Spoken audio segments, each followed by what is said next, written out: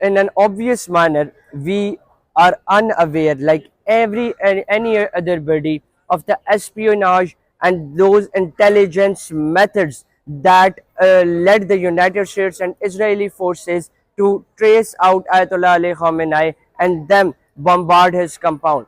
And they rooted them and spotted them out with their bodyguards by monitoring their activities and by monitoring where and how they are going. That's how they got to those Iranian scientists and bombarded their places and killed them.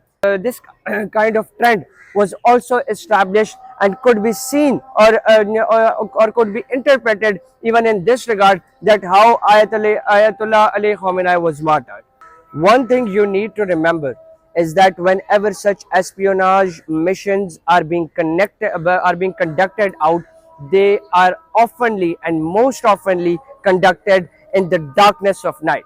But this time, when the Iranian supreme leader was martyred by these Israeli and US forces, this was not done at night time but in the daylight.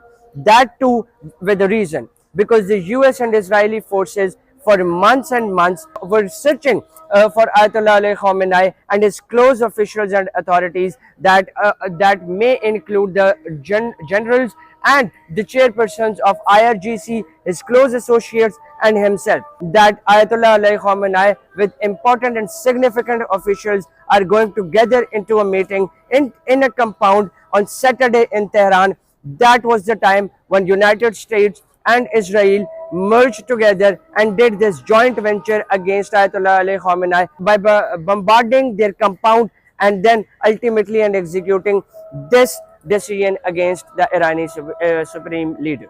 And now consequently and eventually the Gulf countries particularly are bearing enormous losses, particularly Saudi Arabia, and more particularly and importantly Qatar, where Qatar Energy, the main LNG, the liquefied natural gas contributor and oil producer, is being affected as their many plants were devastated because of the missions eventually carried out by the remaining Iranian authorities in response to the Ayatollah Ali Khamenei's martyrdom that was again conducted through this intelligence mission by US and Israeli forces.